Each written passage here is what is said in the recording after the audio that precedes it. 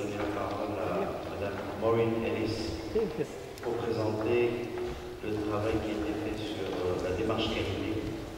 Donc, the IFBA certification program ensuring quality risk management through certification of professionals.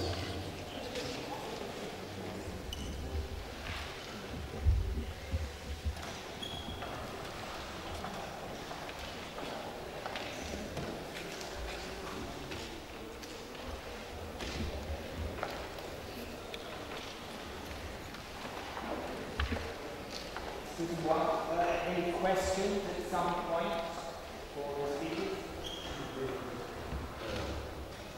In the last, at the end of the session, okay?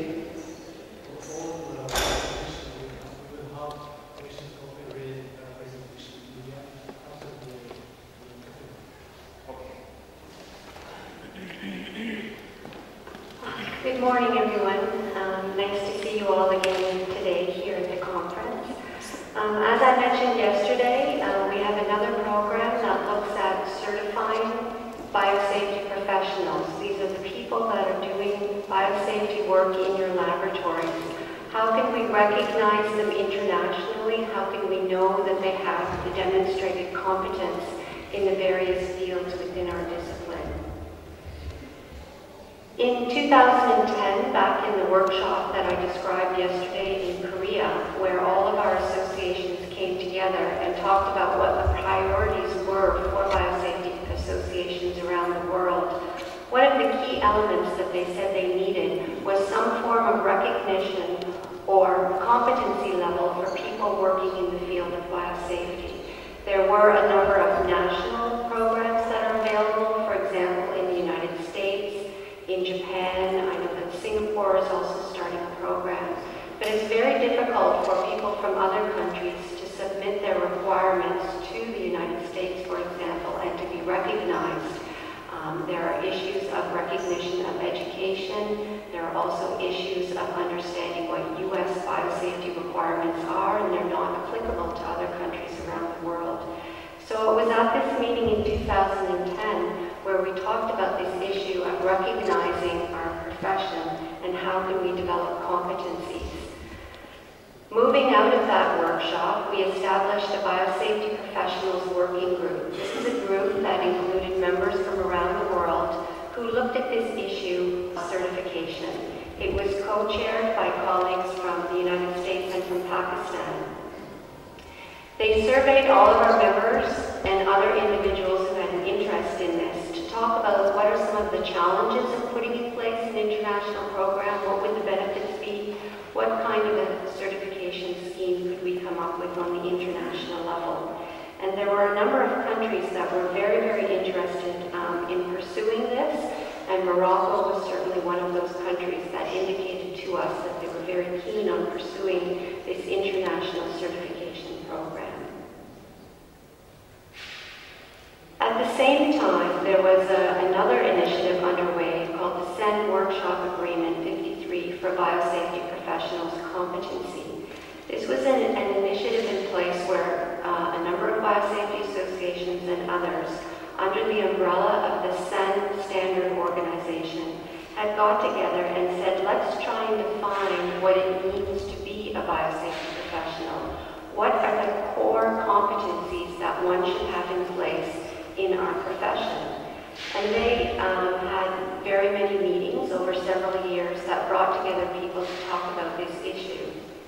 In addition to identifying what these core competencies are, they also spoke about what the role of a biosafety officer was in a laboratory facility, what their qualifications and experiences should be, what kind of tasks and activities should these people be undertaking, and what are the training opportunities and requirements.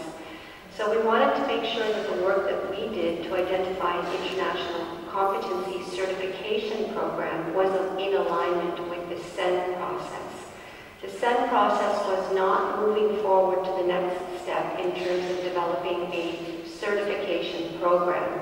They were only going to identify what the competencies were. They weren't going to put in place a certification or an accreditation or registration program. So the conclusion of our working group was that there was no international certification scheme, and we generally rely on individuals who say that they are biosafety professionals, and in some cases people are very well qualified. But in other cases, people simply do not have that level of competency, and it's impossible for us to know at which level someone is operating. There's no system internationally to assess this. So we have a really widely divergent scale of biosafety professionals. We want to have some kind of confidence that those who we may be hiring to work in our facilities, those experts that we're calling on to come and provide us some guidance, that they have this kind of demonstrated competence. But at the same time, individuals working in the laboratories who may want to pursue biosafety as a profession want to have some recognition in themselves that they are achieving certain competencies and that they can move through their profession in a very coordinated way. So in developing our 5-year strategic plan, another key activity was for us, in collaboration with you and our members, to develop or at least start talking about this international certification scheme for individuals in this field. Now, I briefly mentioned that there are some national level schemes in place. For example, the most widely known ones are in the US, in Japan, for example. And these schemes tend to recognize an individual as an overarching biosafety professional. You will submit your education requirements, your qualifications, your experience, and it will be reviewed by a board, and they say, we recognize you as being a biosafety professional. In some cases, they have an examination, and you can be certified to be a certified biosafety professional. It's an overarching recognition scheme. It doesn't necessarily say that you're technically competent in any one specific discipline. It's a general overarching scheme. So it's not representative of many of the various differing technical competencies that we see in a biosafety professional. For example, a biosafety professional might be someone who understands how to work safely in the laboratory, understands the design of the laboratory, waste management, using biological safety cabinets, all kinds of various technical disciplines that we want to see some kind of certification in. So the international certification scheme that the IFPA is looking at would complement these national overarching schemes in that we would recognize specific disciplines within our profession. So in looking at the framework that the group has now come up with, we wanted to identify certain technical competencies. These are the dark blue boxes across the screen here. What are the different technical competencies within our profession? And what are the different graduated levels within each one of those technical competencies? There's the beginner or the apprentice level, moving through to practitioner. These are people who have been working in the field. They have some demonstrated practical experience. And then there are the experts who are really have many years of experience. They really understand all of the issues. So not only are there many different technical competencies, there are also graduated levels within each one of those. So for example, an individual who is a general biosafety officer in one of your laboratories may have some competency in very many different technical areas, but they're not a master's in any one particular discipline. Whereas an individual who may be an architect or an engineer who designs containment laboratories doesn't know a lot about waste management or some of the other issues, but they have a very deep understanding of their particular technical competency. So in this way you can see that depending on the individual, there are many different choices and selections in terms of the competencies and the certifications that individuals could obtain throughout their career. These are just some of the technical competencies that the certification working group has come up with, and obviously there are many more. We don't want to start off with too many at once. We want to be able to pilot this program and select those technical competencies that our members are saying to us are very important. These are the areas that we think the people working in biosafety in our laboratories should have some knowledge in. These are the areas that we want to ensure that they have training in, that they have demonstrated competencies in. So this is the initial list that our group in South Africa will be talking about. And it's just a framework, it's just a point to start. Now, in developing that list of technical competencies, you'll remember that the SEN Standards 53 was also looking at what are the competencies for a biosafety officer. The working group took that into consideration. There was an awful lot of work that was done by this particular SEN group. Let's look at what they've done, and let's use that and try and complement that and make sure we're both looking at the same competencies. So you'll see that these two are very similar. In looking at the levels within each one of those technical competencies, it's important to understand that people have varying degrees of knowledge and experience and expertise within a specific discipline. So at the very beginner level, you might have already taken a lot of different courses on biorisk management or risk assessment. You already have some level of understanding. This particular level could be based simply on taking an exam and saying, yes, I have this basic level of understanding. But moving forward, we want to see whether or not you can apply this knowledge, whether you have the practical experience of working in the facility and taking that knowledge and applying it in practice.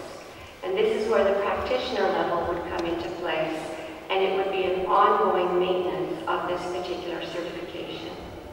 And then, as I mentioned, there are experts, true experts in the field, who have a real deep understanding of a specific issue. And this particular level would be on application to a certification, to the international certification body, to say that they are particularly competent in this, and there would be some form of assessment to ensure that that was the case.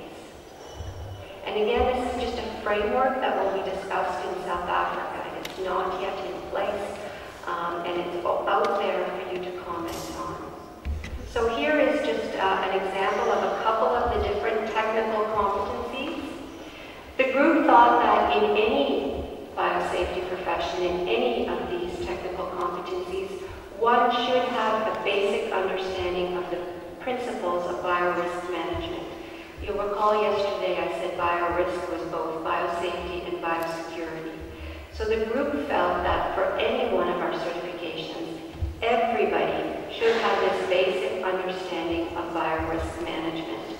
They understand the current best practices associated with biosafety and biosecurity, and they understand the concepts.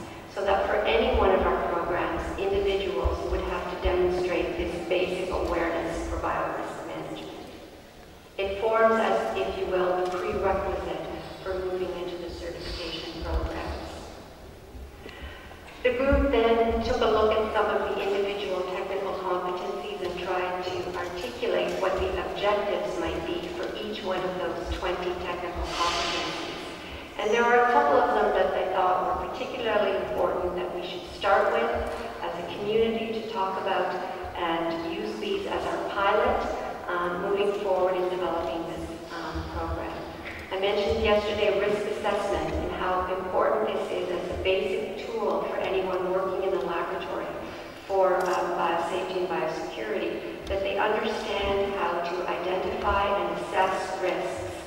And so the group has come up with what the objectives would be for our risk assessment technical competency. They've done the same for biological safety cabinets. You know, for those of you working in laboratories, how important this piece of equipment is when we're working with infectious materials. Yet in many cases, people don't understand the intricacies of this piece of equipment. It's almost a false sense of security. If I put my materials and work inside this piece of equipment, I'm safe. But they don't understand the nuances of how it works. And in many cases, we find these pieces of equipment are than they are protecting people because they're not installed properly, and because of the airflows are blowing infectious air out towards them instead of carrying it away from them. So having a basic understanding of this piece of equipment they felt was very important and something that maybe we should start with as one of our pilot programs. The other technical competency that is very important in our members around the world is one of waste management and the handling of biological wastes. In many facilities, they don't have autoclaves, they don't have incinerators, they don't have proper methods of disposing of their biological wastes. So this represents another one of the pilot programs that they're going to be talking about in South Africa. And training, of course. There are people who are well educated in terms of training. You not only need to understand what the subject matter is, have a knowledge of biosafety or risk assessment or biosecurity when you are teaching or when you're giving courses. It's very important that you have an understanding of how people learn and how to teach. So this training module is not about the technical competencies or the technical content. It's more an understanding of how to teach and an understanding of how different people learn so that you can structure your course in a way where people will really understand and benefit from the training that is given. So we want to have trainers out there who understand the principles and have some knowledge in education and learning modules. Again, in training, there are the varying levels. In terms of apprentice level trainers, these may be people who go along with the trainer and learn, and it's only through continuous practice and demonstration that people become more proficient in training. They understand how to put together courses and all of the elements that are associated with it. So we think this is very important because any of our other technical competencies, people will be taking training courses, but it's not sufficient to just say I took a training course. What does that mean? How well was it structured? What did you really learn at that particular course? So over the next several months, the certification working group will be developing this framework further, and it will be sent back out to our members, to the Moroccan Biosafety Association, for your input, your comment, your ideas. What is important to you? What works? What doesn't work? And at the end of the year, we want to begin pilot testing this in some of our regions and some of our countries so that we can truly develop a system that is applicable and it's useful for you and it helps you in the activities of your association. It's also extremely important to develop an accredited certification body that follows ISO principles and procedures in terms of a certification process. This is not just going to be a bunch of people at the IFBA who are going to be giving out these certifications. We need an internationally recognized certification body that will deliver these certifications so that everything is done in a fair and concise and proper manner. We will be looking to our associations for representation of the certification body, and for many of the other elements, we need trainers, we need examiners who will examine the different technical competencies, the applications come in, the exams, the practitioner level demonstrations. All of this needs to be put in place with our associations. Your Moroccan association has given an awful lot of training courses. These training courses can be certified and approved as part of this whole international program. So we want to work together with you to develop this over the next 3 to 4 months so that we can roll out the pilot program collectively in a number of different countries and regions. It's also very important to recognize that this is an international scheme, so it needs to apply equally in all of our members, from the United States to Morocco to Nigeria to Southeast Asia and all of our countries. So you can see there is a wide variety of countries that will be participating in this. So how do we make this truly internationally when we look look at the resources across these different types of countries. So as I said, we're going to be talking about this in South Africa, and we welcome you to join us in those discussions and deliberations. And it will also be sent to you, Mohammed, through your association so that you can further engage us in moving forward with the program.